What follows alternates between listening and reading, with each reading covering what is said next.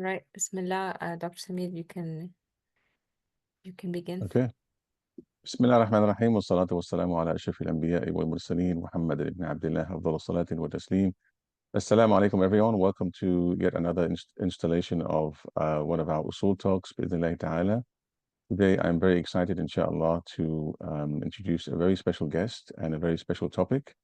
It's a topic that we are not used to talking about here at Usul, whether the nation state or the digital world. But inshallah, we're going to be combining those together, bismillah ta'ala. Our dear guest, Ustaz Chris Abdur-Rahman Blauvelt, is the CEO and founder of LaunchGood, the world's largest faith-inspired crowdfunding platform.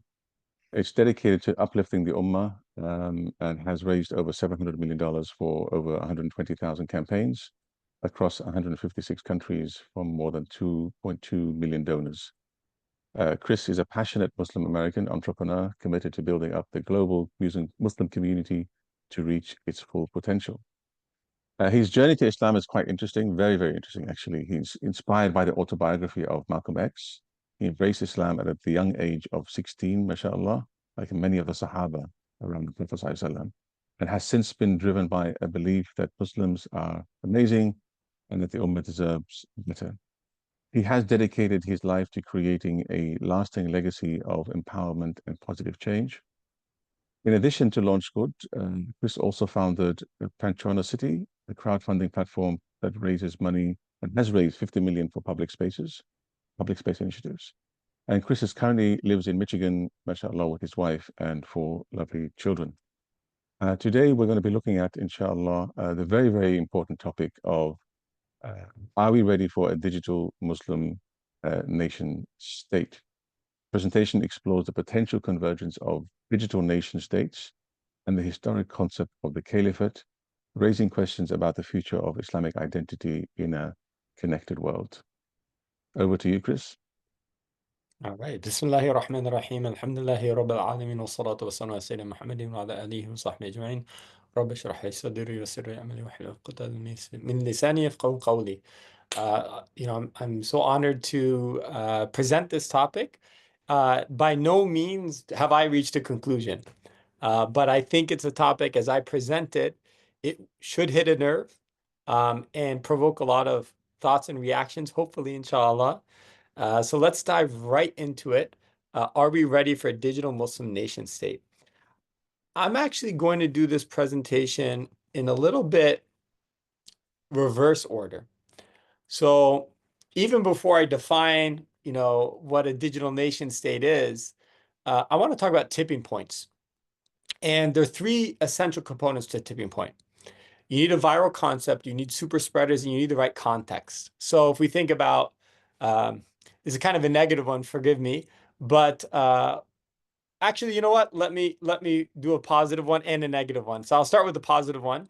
The viral concept could be, for example, Islam itself or Tawheed, and you had the Prophet ﷺ bringing this very powerful concept forward, or reviving it, you could say. And then who were the super spreaders? You have the companions of the Prophet ﷺ that become the super spreaders and help spread, within their generation, carry the message of Islam all the way, from North Africa to China.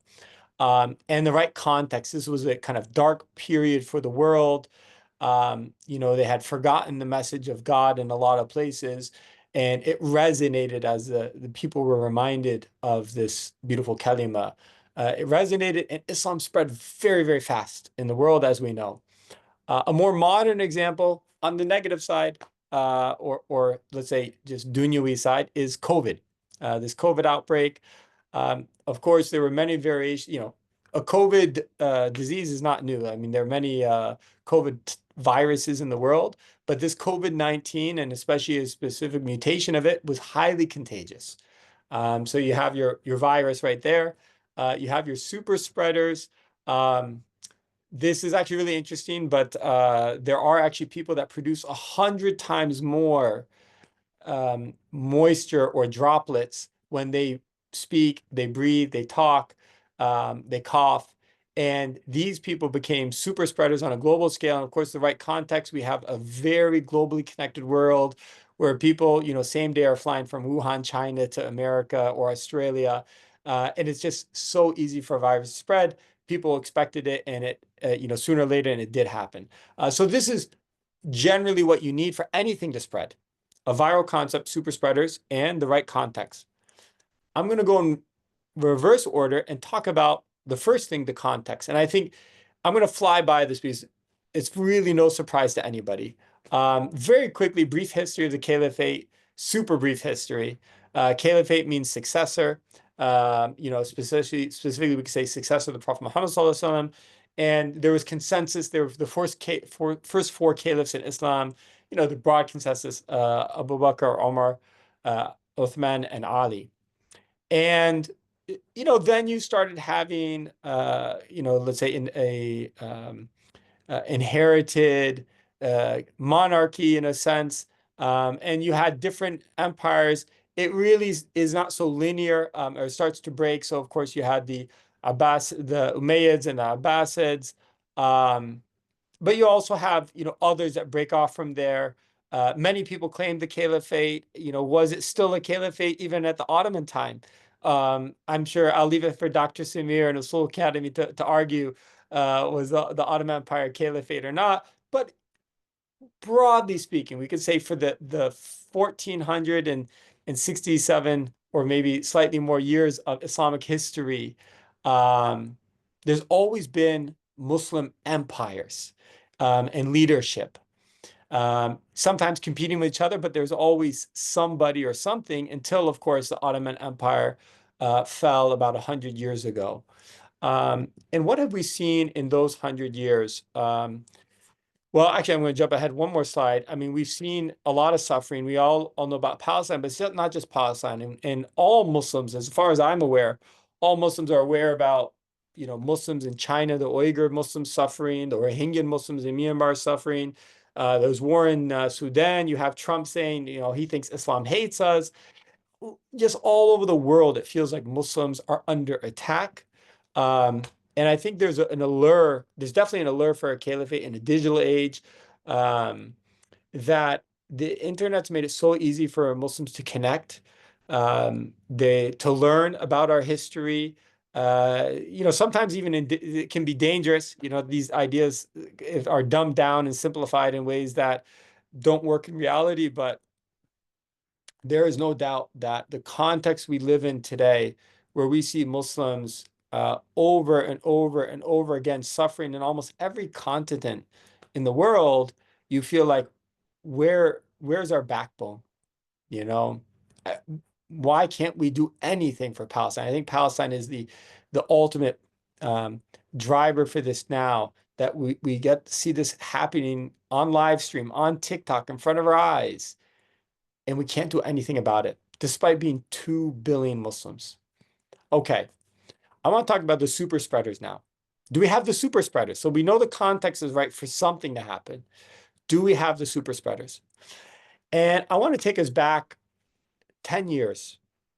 In 2015, almost exactly 10 years ago, in fact, 3 young, incredible Muslims were murdered in Chapel Hill, North Carolina: Dia, Yusur, and Razan.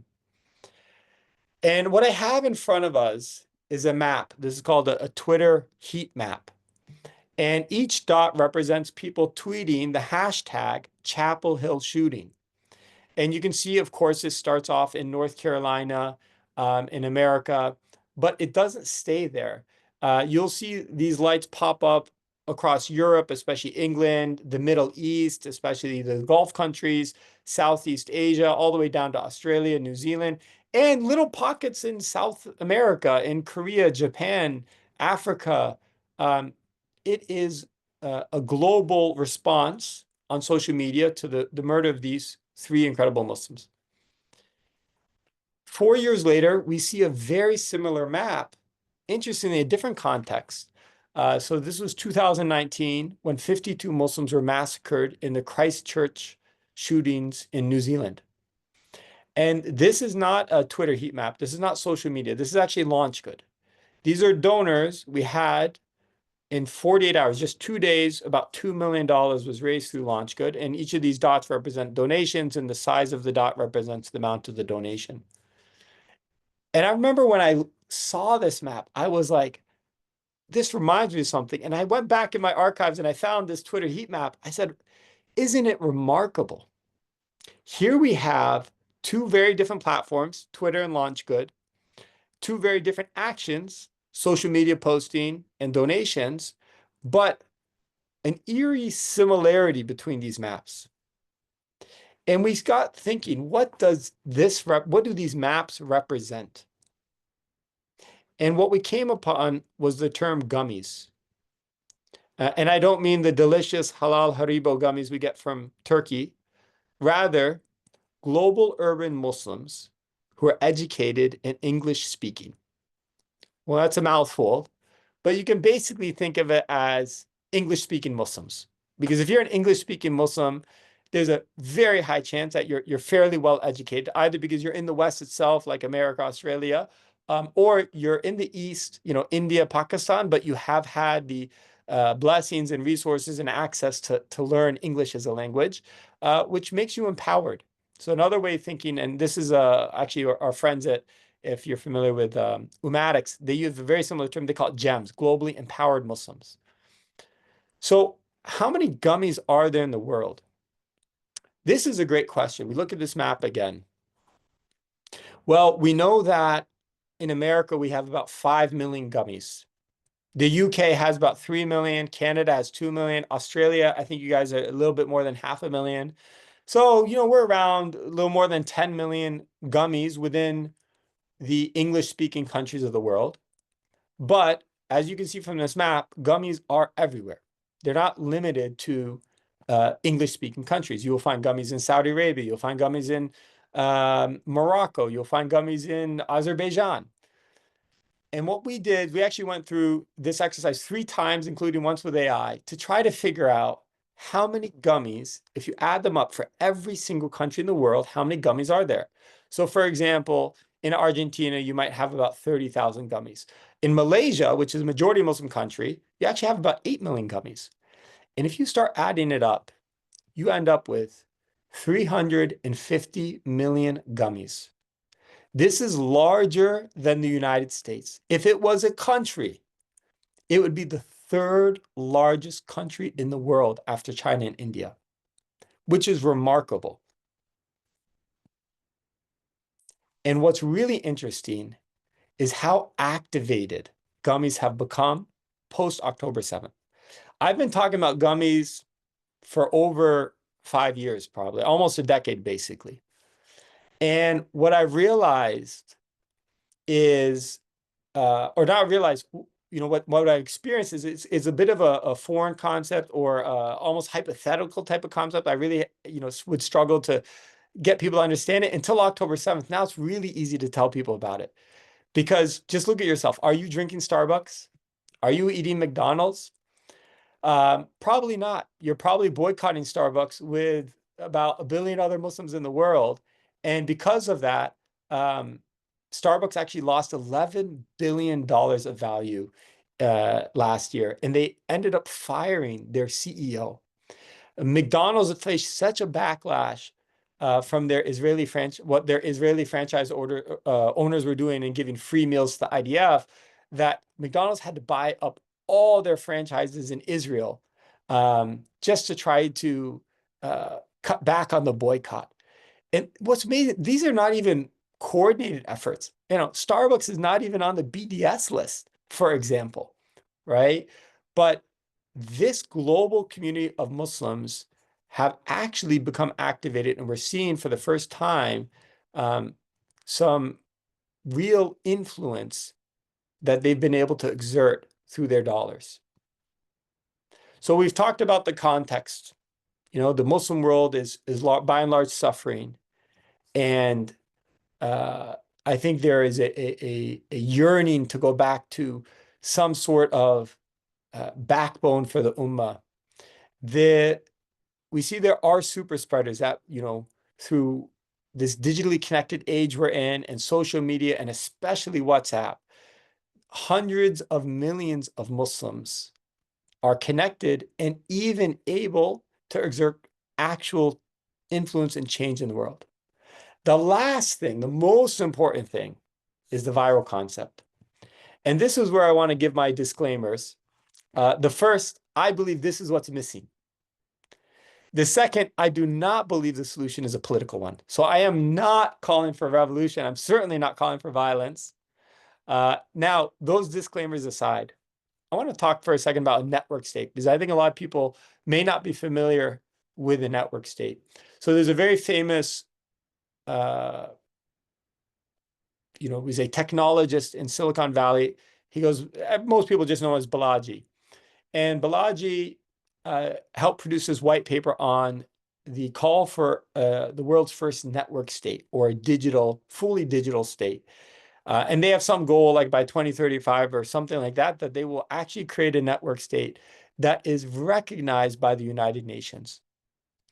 And what is the concept of a nation state or a network state? It's decentralized digital nations built on shared values and governed by rules encoded in smart contracts. So a smart contract, basically, you could think of it as almost like a computer program, right? That the everything is, decided and automated, executed. So there's no room for bribes or breaking the rules. Like everything is, managed digitally.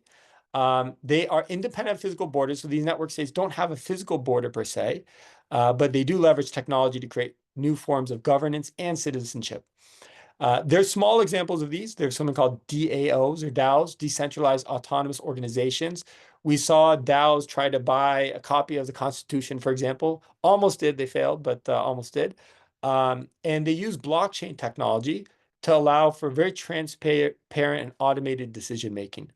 And this, ideally would foster a sense of community and ownership amongst its members. This is not pie in the sky thing. Every year, I mean, they just had their, a few months ago, their network state conference in Singapore, and tens of thousands of people attended this thing, and probably over 100,000 streamed it online. Now, what are the challenges of a digital Muslim network state? I think one of the biggest ones is trust from Muslim governments themselves. You can, just look at how paranoid some Muslim countries are about, for example, the Muslim Brotherhood. And, I think they would probably see some effort to create a digital, Muslim network state as online Muslim Brotherhood, unfortunately. And if that happens, it could cause a lot of problems, because the majority of these gummies that I talked about, the 350 million, if that were to be the basis of the network state, still actually reside in Muslim lands. So the challenge, I think, one you have here is how can you make it in the best interest of Muslim leaders to accept the network state and see it actually in their interest, that maybe this would increase tourism, this would increase their credibility, it would increase their defense and protection. The second is a second challenge I identified is protection from infiltration. So if you have a digital network state, how do you ensure, for example, that the people joining are Muslim, right? How do you know that you can't just be overrun, by bad actors, or people from another nation or community? I don't know why they'd want to join, but maybe they just, hey, this is cool, I want to join this, and you get 100 million people from China join. Now all of a sudden your whole network state is altered in its makeup. The third would be a meaningful impact. So this kind of ties to number one. If you want to, I think, earn the trust of Muslim governments, you have to show that you're not a threat. But if you're not a threat to Muslim governments, can you really be a threat to, China or Israel or anyone else that is oppressing Muslims? That's because sometimes, let's be honest, the people oppressing Muslims are Muslim rulers themselves. Right? So how do you create a digital network state that is both impactful, but not so threatening to Muslim governments that it gets banned and blocked and people, jailed? But I think the opportunities are great. The opportunities are really great.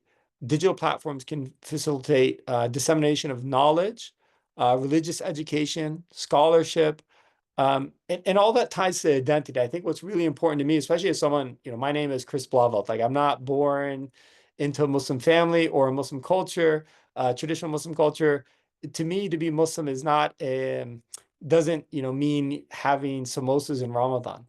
To me, being Muslim at its core is a set of beliefs. And I think being able to make sure that our religion is not culturalized in a way that roots out our beliefs is a very important task. And I think a digital network state could help do that, because it will highlight actually that the diversity of our Muslim community while identifying what are the commonalities in faith that keep us together. So that's kind of conversation. First 2 points, and the third is actually I think and this might be the solution to both the, how do you get meaningful impact with trust from Muslim governments? It's probably economic influence, and could this digital nation state, through blockchain, maybe through cryptocurrency, maybe through something like a giant, Alibaba/Amazon, be able to create a unified financial force across the Muslim world, that through our buying power and boycott power, we can see real change. So in conclusion, if we navigate the future of digital Islamic identity, I do believe that we have the right context and we have the super spreaders to make something happen. But as far as I'm aware, no one's really identified a great idea yet. But all it takes is one match to strike to set this on fire. Inshallah, a positive connotation, but really we see that whether it's like, again, I hate to use negative example, but we saw the forest fires in California recently. Just one small fire is able to spread so far because of the context and the, let's say, super spreaders. But the solution does have to be amicable, I believe, to Muslim leaders globally for the most part, yet have the ability to exert leverage and influence against those harming Muslims. So this is that's my presentation. It's actually not super long, but I hope it's going to foster a good conversation here. Assalamu alaikum, Chris. Thank you so much for that. Mashallah, as you were speaking, I had a lot of my neurons were firing up, and new neurons were actually growing. I could feel them growing, mashallah. Recently, I gave a presentation on neurons and neural connections and how they, and somehow maybe it's my imagination, but I can feel them growing sometimes when a new idea lights up. What I wonder, did this slide? What slide kind of sparked it the most? Was it this one or something else? Well, that's the thing is, there's an isomorphic relationship between the slides you were showing, things firing up everywhere, right, and a new set of ideas firing up in the, let's say, virtual world of the Muslim Ummah, right? Because we're working in a virtual space here, aren't we? Yeah. With its own challenges and unique. I want to start off with a question, and then I'll just give it to. There's a number of questions in the chat room, but very quickly, I just want to comment on something very quickly that I felt like perhaps you suggested that we need a viral concept, and my question was, do you think perhaps? Well, let me frame it this way. You gave an amazing value proposition for why Muslims should be doing this. My question is, beyond the issue of independent economic and Muslim political solidarity and power, Islam, when it first emerged into this world, emerged as a message for a value proposition for humanity.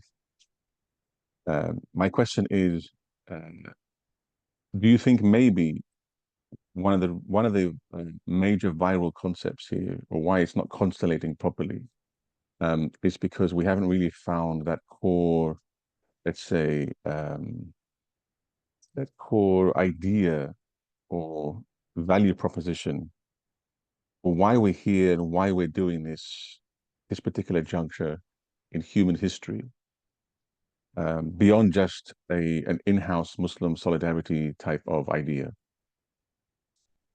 It's a thought. It just came to me when you were talking.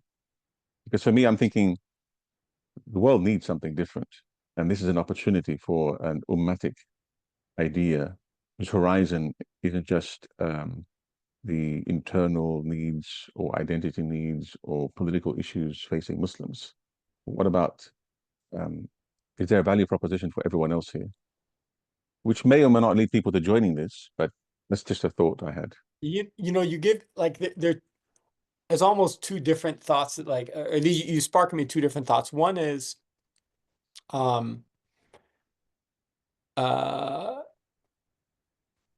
could this digital network, Muslim network state, you know, be for more than just Muslims, which is actually fascinating. I haven't thought too much about that. This is actually a really interesting thought.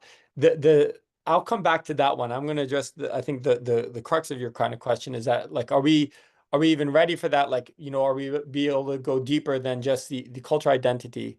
I don't know, but I will share some, you know, just a personal experience, which I find fascinating. And I think anyone who's well-traveled will find it similar.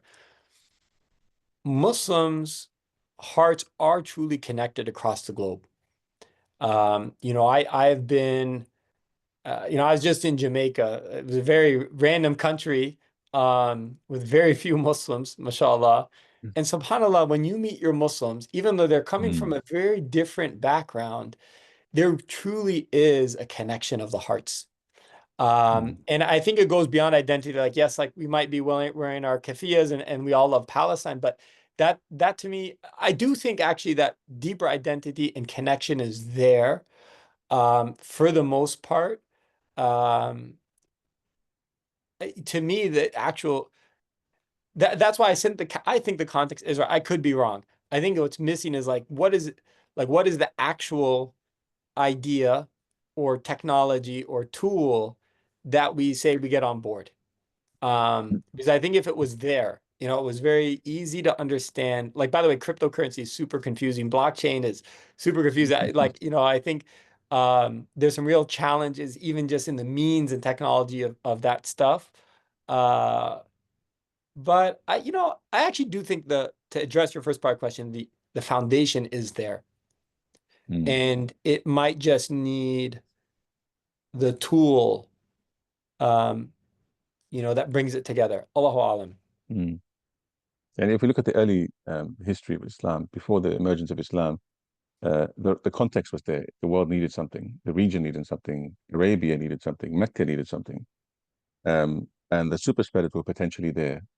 The world was just waiting for the the concept, the idea, the message, inshallah.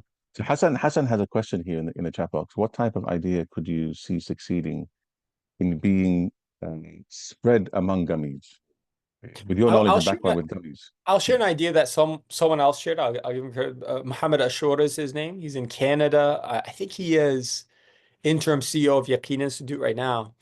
He shared the idea of like a Muslim credit card. So if you know, like American Express, you know, they have these like Platinum American Express. Being a Platinum American Express credit card holder earns you certain perks. You kind of identify with it. And he was thinking, why not have something like that? I don't personally, there's actually things I don't like about that idea. But I just throw that out there because, you know, Hassan, I'm a big believer in beat up your ideas, you know, and when you start beating up your ideas, the good parts stand strong, and you can build upon that. And what I don't like about the idea specifically is it's a little bit elitist. You have to have, you know, money to be able to buy those credit cards. You have to live in a context where credit cards make sense. You know, like Indonesia, people don't really use credit cards. They don't need credit cards. They have their own digital banking system. So I don't think that itself is the solution. There's also like, there's a really interesting crypto startup out there which scans people's retinas And so everyone in the world gets the same starting point amount of this crypto. Is actually by the founder of OpenAI, Sam Altman. And that's kind of cool because now it's like everybody, if you're living, you have equal access.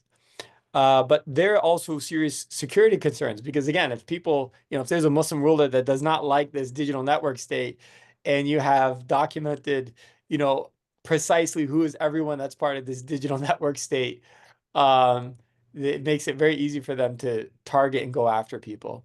So those are a couple ideas that I don't think fit, but maybe someone in the comments has something, an idea they think could be one. I'm coming here looking for answers as much as I'm delivering them.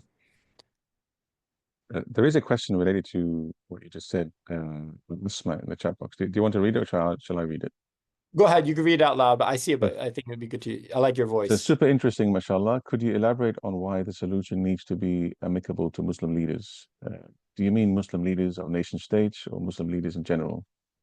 I'd imagine that any sort of sustainable local enterprise network would need to grow privately initially, similar to the private years of the Prophet's dawah. So I did mean Muslim leaders of nation states. What I'll say though, Muslim leaders in general, because that's the world I interact with. Alhamdulillah, I'm blessed to interact with a lot of mashayikh, just you could say community leaders in the Muslim community broadly. They're all ready to go.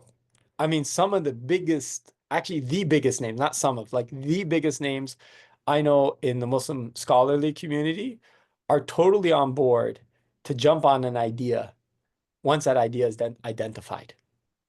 That's amazing to me. These are explicit conversations I've had. We just don't know what that idea is. Now, why do I think, so I did mean, again, Muslim leaders of nation states. Why do they need to be amicable to it? I think the Muslim Brotherhood itself is kind of a good example of why it would need to be amicable to Muslim leaders. The Muslim Brotherhood is not amicable to many Muslim leaders, and it creates a shadow they can't get away from. And I would hate to see, basically, like if we end up with the same sort of thing, you're going to be cut off by maybe half the world, half the leaders of the world from this thing having a chance. Now, I do think there's something in being too big to fail, quote unquote. So it's something that, I would hope grows organically and privately as fast as it can and takes a good root in society to the extent that, like, even if Muslim leaders may not love it, they realize like we can't do without this thing in our country. And you see that with, this is going to sound different, but it's not totally different. Like you see that even with internet and things like Google and Twitter. Many Muslim country rulers did not like social media in their countries, but it grew so fast that they couldn't totally root it out. Right? Like Twitter exists, as far as I know, it still exists in Egypt, in Dubai, in Turkey. They're able to exert some influence and control over it, but I'm sure they would rather that Twitter didn't exist and they had their own national social media they could completely control, but they don't because it did grow so fast. So there might be some parallels there.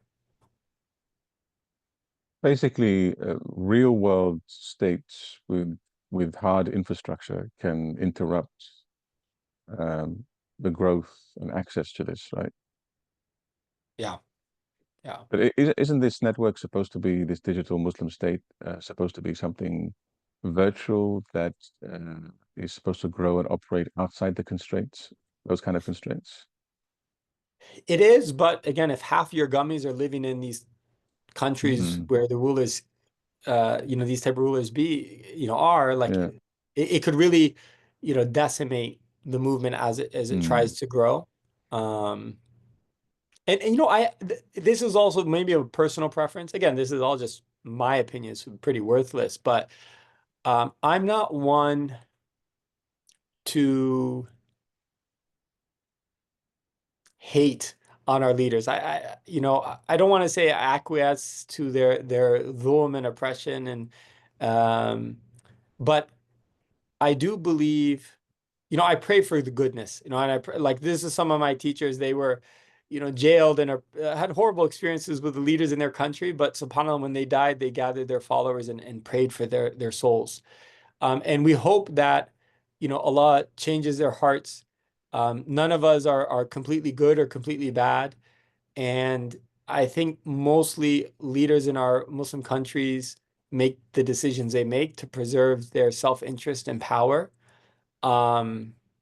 And I don't mind if they rule their countries as long as they do it in a way that doesn't, object to the laws of Islam and oppresses people. And we should, the Prophet ﷺ said, help your brother, whether he's oppressed or an oppressor. And we know that. And how do you help them when they're oppressor is like help them, correct their ways.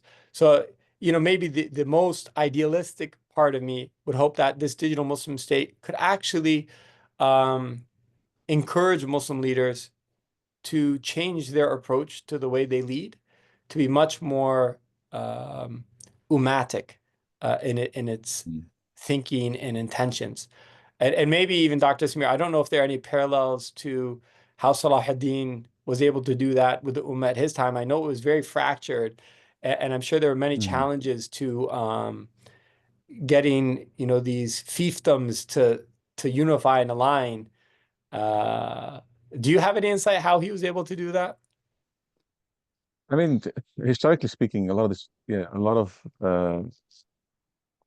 before they could move into action properly, they had to unify and reform education, economy, and they had to unify the fragmented political reality. But when I look at the digital age that we're living in today and what you're talking about, perhaps there's an opportunity to create a virtual unity that can augment and propel forward the real world unity. So this is where the opportunity that I see in this digital Muslim nation state. So instead of operating from the constraints of the real world, looking at the opportunities of the virtual world to overcome the constraints of the real world and maybe nudge in new directions. If people can't post except by drawing on Musk's Twitter or X account, then that's a force to reckon with, right? So if something can be created that people eventually realize we can't really continue ignoring this thing because it's operating on its own, it's doing its own thing, people are drawn to it, let's capitalize on it.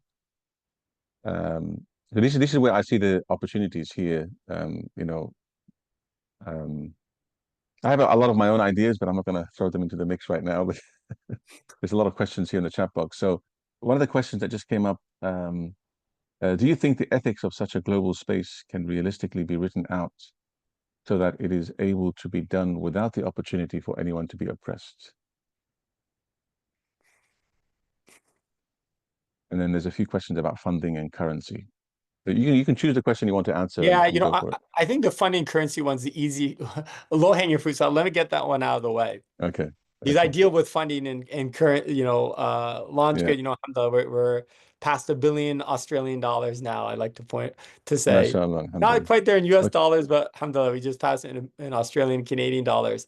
Honestly, there's a lot of money in our community, and ideas like this don't cost hardly any money, to be quite honest. So I don't see money as a challenge at all to this idea. So that was kind of an easy one to tackle. I think the harder question here by Steve Ibrahim Dale, do you think ethics of the global space can be realistically written out so it's able to be done without the opportunity for anyone to be pressed? One of the interesting things about a digital state, and maybe I have some slides on this. Whoops, let me get out of it. There we go. When we look at, a network state, it is supposed to have rules govern into it. So yes, maybe you could craft rules that, protect people, but who makes those rules? And how are those rules made? That's a really interesting question. In general, the network states, the way they're thinking about it is like a pure democracy. So you can see on the block, everyone can vote. they have 1 vote per person. You can see on the blockchain exactly how people voted. And there's no, kind of question about it. Now in Islam, certainly many things can be, decided by democracy, but nothing should go against the rules of Allah subhanahu wa ta'ala. And so then there's this question, I think of maybe 2 questions. One is, who gets to decide the rules and what type of rules are those in this nation state? It's something as simple as like a membership cost. If is there a cost to be a citizen of this digital nation state? Is it $10 a year, $10 a month? Does it change, based if you live in Malaysia versus America? Is it going to be a different cost, etc.? And the second one is who gets to be included? Do you have to be a Muslim to be part of this digital nation state? If you're not, what does it mean for you? And, again, I actually didn't think too much about this question, Dr. Samir, until you asked, and I don't know if you're asking directly about that question, but, you made me think, like, what if non-Muslims want to be in this? Because there's many, mashallah, many allies. We have many people that I think are drawn to our values. Maybe they're not ready yet to be Muslim, but they alhamdulillah, love Islam.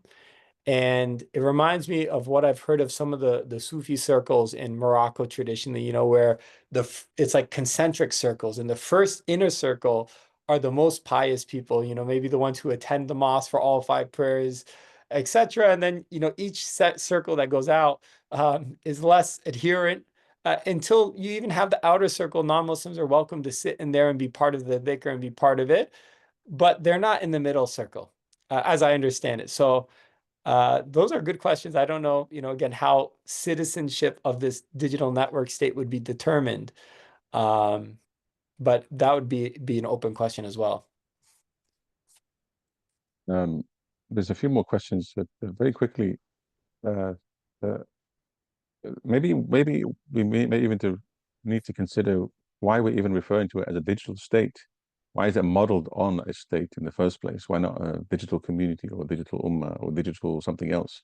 Maybe the virtual world provides an opportunity for imagining a new type of network between people that transcends whatever conceptual constraints there are with the metaphor of the state.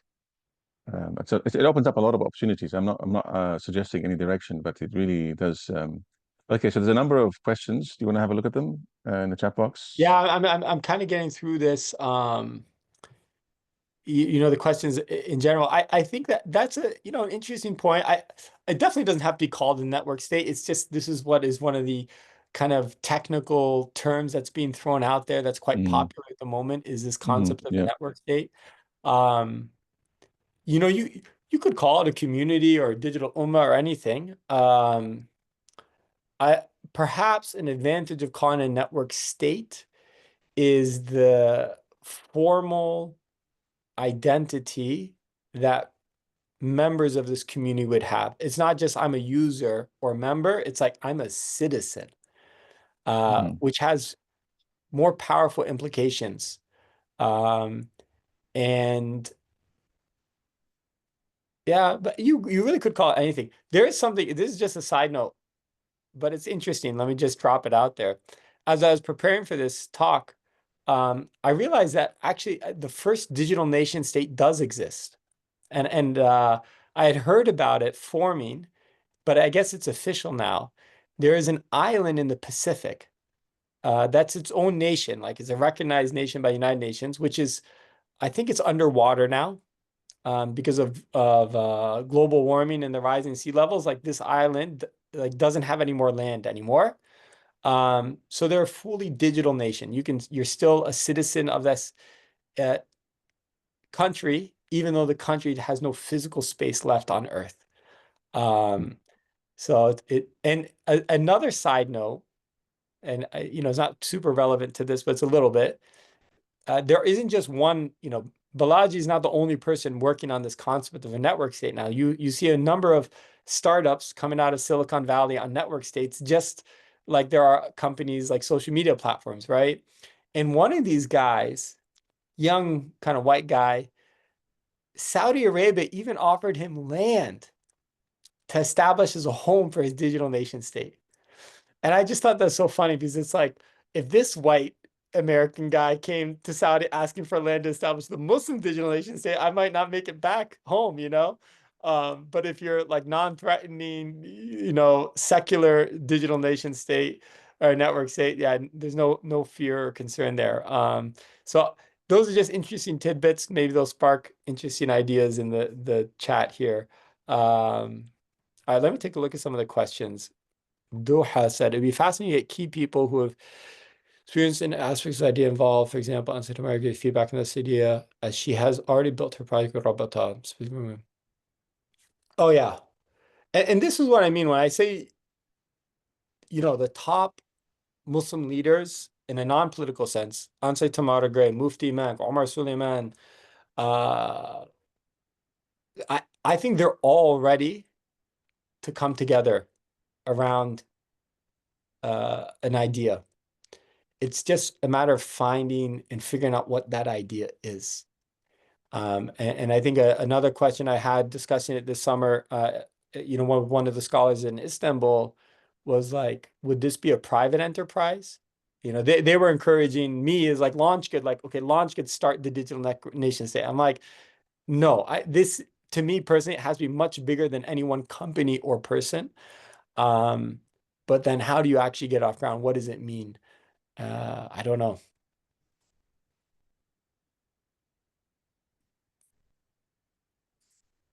There's a few more comments.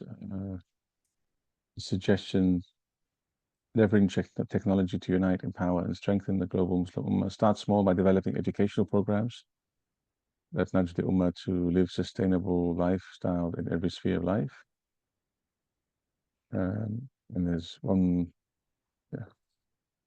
So many questions. I think I almost wonder, can we let people come on mic? Yes, I prefer that. Can you just unmute yourself and ask the questions, please?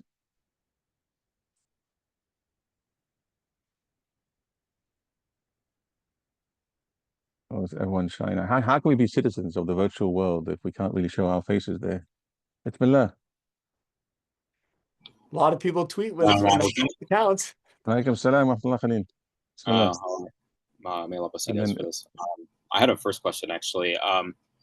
Is the idea of the quote unquote like United Hearts of Muslims globally? I think Chris mentioned this earlier. Like, is it more of a common phenomenon within like just because we live in a more globalized world, like in the last 100 years and whatnot? Like, I was just saying this from more so because let's just say certain movements and whatnot may have given the rise to a more kind of like idea that everyone's equal. Yeah, you know, I would say yes and no. Yes, because of social media, because of the internet, because of the oppression Muslims face in so many places, definitely it's driving our hearts together more. But at the same time, I recall, who was it? I think Sheikh Abdul Hakim Murad was giving a talk about as communism was spreading, you know, across the Soviet countries, they were really trying to drive home to people that they had national identities, that you're Serbian and you're Czech and you're Yugoslavian, whatever it might be. And everyone complied except Muslims. You know, the Muslims just saw themselves as Muslims first. And this was, you know, 100 years ago. This was before the internet. And I do believe, even if you look, I mean, many of us have, probably actually many people on the call here. So I'm a white guy, so I'm approaching it slightly different, but like I have, you know, many friends. I see my co-founder, Omar Hamid, is on this call. If you ask him what is he might say Egyptian, but he's not actually Egyptian. He's Egyptian, Turkish, Caesarean. I mean, just like so much blood mixed in. And I think that's always been the reality of the Muslim Ummah. It's always been very diverse and genetically kind of mixed up, without strong sense of, oh, I'm only this nationality. So, you know, again, to summarize my answer, I'd say, actually, I do believe one of the miracles of Islam is that people's hearts have been connected, going back to the companions, where you have like Suhaib al-Rumi, who the Roman, you have Bilal, the African, and Salman al-Farisi, the Persian, all within the Sahaba. And it was always this concept that we're one ummah. Until today, now it's just being, accelerated because of technology. Jazakallah khair for that. I have a second question, but I could save it for later if anyone else wants it. Just go ahead. Go ahead. Oh, I should just say it. Okay. Yeah, I guess my second question was like, do we only have these conversations because I guess like we have this like bleak outlook of like a physical form of this nation state? Yeah. I mean, yes. It's pretty simple. Simple answer. It just seems like because of the fact that like there isn't one, and if there was one, like would they like host something like that, like how you mentioned with Saudi hosting someone's like digital state, right? Like, and that's like the second part of the question that I had. It's like, will this like always be tied to something physically, right? Where like someone in the future could just pull it from under the rug, right? Which is like, I guess you mentioned like decentralized networks and whatnot earlier, but like there's always going to be some physical entity that's going to be tied to it, right? Like even if it's energy, right, powering. Yeah. Networks, like so. I might be a little controversial in my take on this, which is I don't believe the Prophet ﷺ was an over planner, right? We plan, you tie your camel, but then you put your trust in Allah. And there are many things where you just have to get started and you don't know exactly, you may not have a super plan that is like in 100-page document but it's the right direction. And I do believe that was a lot of the strategy of the Prophet ﷺ. And nothing will last. It's the nature of the dunya. And we had this awqaf system. It evolved and matured to be an incredible awqaf system where I think over 50% of the lands in the Muslim world were actually awqaf endowments that supported so many institutions. And then colonialism came through and, poor leadership, and we just lost them all. But does that mean that they were, flawed? They served for hundreds of years a great purpose, alhamdulillah. And I think that is okay. Maybe this digital network state would be useful now and not in 100 years. But if it could be useful now, that might be able to save a lot of lives in Palestine. Yeah, it's not controversial at all. But Jazakallah khair for tying it back to the Usul and everything. So. Steve, do you want to go ahead? And then Asma, inshallah. Sorry, assalamu alaikum warahmatullah. Salam. Chris, it's good to see you again. We met a couple of years ago in Cannes with Saif. Alhamdulillah. First of all, I'd like to thank you all, for being here and for having this. You know what I mean? I'd like to extend my thanks to Usul and to Chris and to everybody that's here, because this is much needed. Now, you mentioned a practice in Morocco that kind of, set off a light bulb with some of the concepts that we've been dealing with here in Michigan, here in like the Detroit area. So with this specific concept, is there anywhere that we can like read about this or even get a little bit more information on like this methodology? Because one of the concerns that we're sort of working with in Detroit is that there's a lot of how do I say it? Maybe sectarian or identity politics that get in the way of people coming together, where I'm curious about that not being imported into a global, digital space.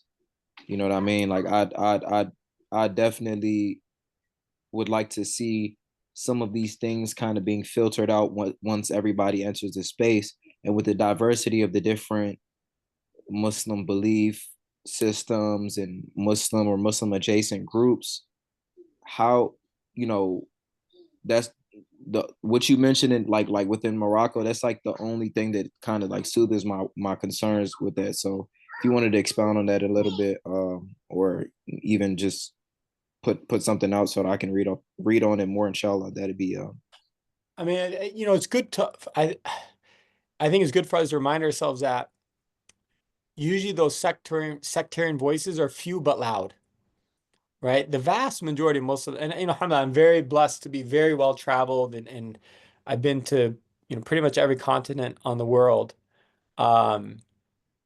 Muslims overwhelmingly are cool. They're chill. They're happy to get along. They want to get along. They don't want sectarianism. And that might actually be one of the opportunities of a nation state, a network state, is it's not necessarily the loud voices, it's the majority of voices that get to speak. And there might even be ways to kind of put this in, through the rules that you set for this nation state that, enshrine that sort of behavior that you want to see. Economic relevance is really interesting to consider as well. Like, I'm not sure how familiar people are with the European Union and why it was formed, but it was a key driver. It was create shared economic value in Europe to prevent Europe from ever going back into a world war. World War I and World War II were so devastating.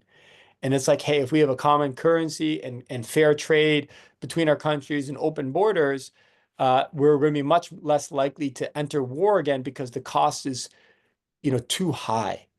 And that has kind of worked. I mean, Europe is actually a continent that's always fighting and always in wars for the last, several hundred years.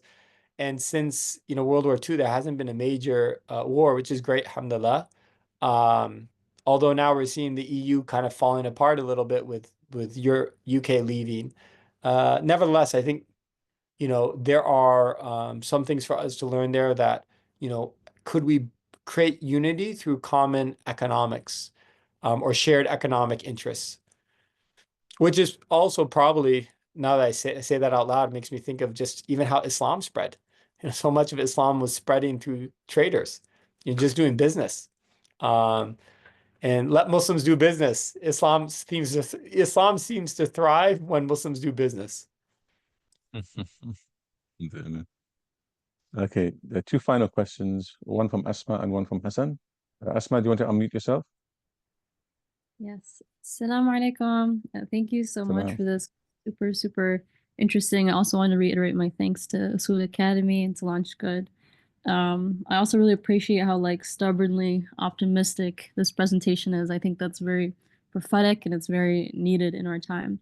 I did want to just ask more about your thoughts, because I think about Prophet ﷺ, his intention, he wasn't building a state, he was building character and community, and community has to physically exist outside of just resource sharing. So I wanted to hear more about if you've explored how this state would translate offline, potentially considering exploring even rewiring how our education systems would look or how our political systems would look, because my primary concern is just that the nation state, even if they're Muslim nation state leaders, it is designed in a way that is not conducive to building ummatic unity. That is the actual technology of the nation state. So it's how do you bypass that paradigm and create an education system that is based on ilm tariq al-akhirah, the knowledge of the hereafter, rather than, because of course those traders, they were doing business, but it's those were people that they were so intentional in why it was about the dawah, whereas sometimes I think we get a little caught up in I don't know where I'm going with this exactly, but I just wanted to hear your thoughts more about how I hear what you're saying. I love stubbornly optimistic. I'd say that describes me well. You have to be, if you're going to be a convert, in the Muslim community, you have to be optimistic, I think, to survive 24 years. I have thought of some ways of what this could look like offline. And so, I take the Uyghurs in China, that if somehow you could move all the citizens of this nation to say, hey, we're going to boycott all these brands because they're coming from China until China, reverses course. That would be an on-the-ground impact. I also think there might be something interesting saying, just like, could you create physical gatherings? And I think, that would be important to some degree. So like I said, Balaji, he has this network state conference every year. I don't know if it's in Singapore every year. It definitely was in Singapore this past year. And I can imagine you sort of have a conference that travels and it goes between, countries. You could have regional meetups. That start to bring this into the real world. And I do understand what you're saying, that the modern nation states are made again to protect the power of those rulers and avoid kind of ummatic unity. However, I don't know. I'm just thinking out loud, forgive me. I don't know if that's necessarily the case. Like, I'm thinking about the Olympics, right? That part of the reason why Olympics were revived into the modern era was you had all these different nation states. How could you create some sort of unity within the nation states, even though they're opposed to each other, right? And so it's created this paradigm that, like, oh, nation states are a given. Everyone thinks, of course, there's nation states, right? That's actually not how most of the world operated for most of history. And even the Ottomans, the way they ruled, we have to give them a lot of credit. They ruled for a really long time, a vast space of land before there were cars and internet and all the technology we have today. And the way they did it, as I understand, and Dr. Samir can correct me, is they gave a lot of autonomy. Local rulers had a lot of authority and autonomy within their space. So, could you have a unified Ummah and digital nation states, and there's still physical states that are ruled by rulers? Like, probably. Yeah, maybe. For those of you who haven't paid attention, there is a lot of resources in the chat box. So you can open up the chat box, and there's a lot of resources being shared there by Ummah. Hassan and then Rafiki. Assalamu alaikum from Germany, where we have a very interesting election today. Was following that and jumped onto this call. So my question would be also connected to the elections we have, that with the rise of right-wing parties, some kind of a digital state for Muslims, connecting them throughout the world, would be very interesting for a lot of people, I think.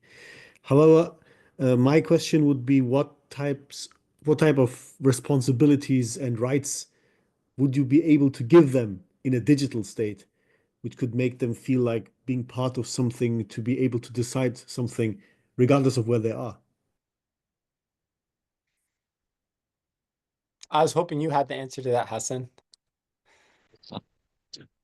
Yeah, I don't know. Like, it's definitely, I think that's one of those questions be answered. In theory, with network states, every individual gets a vote.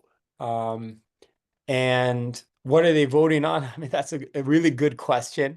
Do we boycott this? Do we boycott that? Maybe that's part of it. And I think it's also important for us to stay close to this technology and see how it evolves. Like, blockchain's only a little more than a decade old. Like, it's pretty new. The internet itself, I mean, I think many people on the call, including myself, grew up, like, we're born in an age pre-internet. It's very young. So, when you zoom out, things are still really changing quite a bit.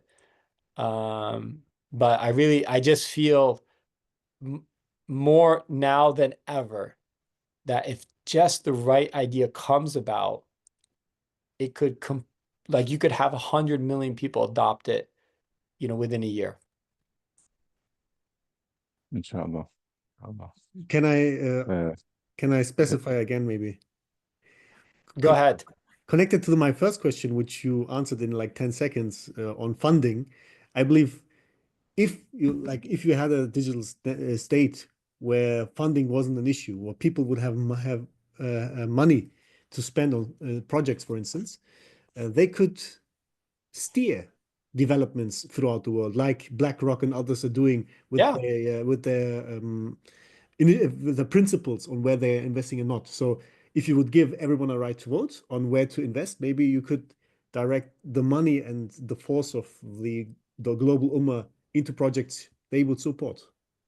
It's actually a great analogy. And, if you think about, okay, what if we charged a $10 a month fee, for example? Well, if you had 100 million people, that's $1 billion monthly budget to invest, to spend. Those are serious dollars. And you look, how has China been growing its influence? Well, spending money, right? The Silk Road project of just investing in all this infrastructure. Although I will say that probably has less impact than we want it to have. And the reason I would say that is some may be familiar with the Islamic Development Bank here. I almost worked for them. Many of my closest friends worked for them. Wonderful institution with billions of dollars of annual spending with almost what feels like no relevance. It's really sad, actually. Like, I pray they've done, good work, inshallah, but it hasn't actually translated to influence for the OIC, for example. And so it's probably less about the amount of the money but actually how we use that money. I would love to see us invest in people, to be honest. I'd love to see us invest a lot more in people. And, can we develop future leaders of this Ummah? I don't know how that ties into network state, but that's maybe a separate topic. Inshallah. The questions, it branches out into a wide range of issues that I think need perhaps maybe, Chris, you could invite to a first conference on this topic soon, inshallah. Inshallah. First network event, inshallah. Rafiki, do you want to unmute yourself and go ahead? Final question, inshallah, and then we really have to let Chris go because he's a very, very busy individual, mashallah. Jazakumullah khair for this talk. I just wanted to comment about, point out a dimension which I think seems to be lacking in many of these conversations, to be honest, which is, let's say, like the first level infrastructure on which most of these ideas and projects are built. It seems like a certain infrastructure is taken for granted, which in itself is un-Islamic.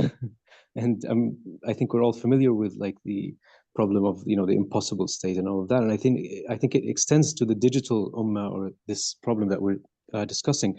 So, for example, if you enter any website now, run by Muslims, developed by Muslims, the vast majority, if you inspect the website, you will find these scripts of like Google Ads, Google Analytics, Amazon, AWS, blah, blah, blah. All these companies that have been taken, we've seen, especially recently, a very active part in apartheid, right? In the genocide in Gaza. There's just an example. We're all using Zoom now. So, I think we take for granted many of these things and we want to build on them, but I think they are the very infrastructure is broken, and we need to reconsider these very choices, the very first choices that we make before like developing a platform, a protocol, blah, blah, blah. And I think the nice thing is, like, the good news, since we want to be optimistic, and I agree, is that we don't really have to invent wheels here. Like, there are many open protocols available, and we have the brain power and resources, I think, to host our own instances, let's say, So yeah, I just wanted to point that out. I think it's unfortunately missing from many of these conversations. I'd love to hear your opinions on that. Jazakumullah khair. This is, you set me up for a great finish here. So I'm going to share a story about halal cheeseburgers. I became Muslim in 2001 in a small college town, Western Massachusetts, named Amherst. The masjid I made shahada in was almost an hour drive from my house. So very few Muslims, no halal restaurants. The little halal food I did get as a new Muslim was, it'd either be Pakistani food because the Pakistani doctor in the community, or Arab food because of the Arab professor in the community, right? That was it. And then about a year into being Muslim, the local MSA had a barbecue they invited me to. and they offered, hey, you want a halal cheeseburger? And I was so excited because here I am, like little, young white American teenager. I haven't had a cheeseburger for a year. And I'm gonna get my first halal cheeseburger. And it was awful. It was really like a kafta burger and with bread. And I'm like, it's not a cheeseburger. Okay, it is what it is. Fast forward, I'm in Michigan now. Halal cheeseburgers, even non-Muslims know that halal cheeseburgers are the best. And we got amazing halal cheeseburger joints. I think Sydney's the same. I think Toronto, I know, is the same. Many many non-Muslim cities, mashallah, their halal burger scene is incredible. And why do I bring that example up? What changed? We have a community who has the appetite for halal versions of what's already popular mainstream. And if we can, produce viable alternatives to AWS, Google, etc., as long as they're like just as good, to be honest, I think we will see Muslims flock to them. And I believe this more so now than ever after October 7th. We need them to be available. One second. And a good example of this is like Coca-Cola. I'm sure there are many people that would say Coca-Cola and Starbucks to that point. They love Coke. If you offered them Palestine Cola maybe 3 years ago, they might still stick to their Coca-Cola. But today, if you give people the choice between Palestine Cola and Coca-Cola, they're going to pick Palestine Cola every time. Does it taste quite as good? I don't know. I mean, I can't tell the difference. Coca-Cola might be slightly better, but that doesn't matter anymore for the majority of Muslims. And I think that we just need those alternatives to be available. The community is ready to shift their dollars and investment into them if they are. Inshallah. Well, we're going to have to leave it at that, unfortunately. It's a very stimulating conversation and discussion. It's certainly opened up a lot of new avenues for thinking and research for myself, alhamdulillah. And I'll be in touch with you, Chris, separately. There's a lot of ideas are coming up here, alhamdulillah. Thank you, Chris, for your time. Thank you, everyone, for attending. Thank you for listening and watching our Usul talks. Inshallah, we're going to be posting this on our social media platforms very soon, bi'idhnillahi ta'ala. And we're going to have to leave it at that, inshallah. Allahumma arina al-haqqa haqqan warzuqna ittiba'ahu wa arina al-batila batilan warzuqna ijtinabah wa sallallahu ala sayyidina Muhammad wa ala alihi wa sahbihi ajma'een. Assalamu alaikum, everyone. Good morning, good evening, and good night, wherever you may be, inshallah. Assalamu alaikum. Wa alaikum salam wa rahmatullahi ta'ala wa barakatuh. Enjoy the rest of your week. Assalamu alaikum.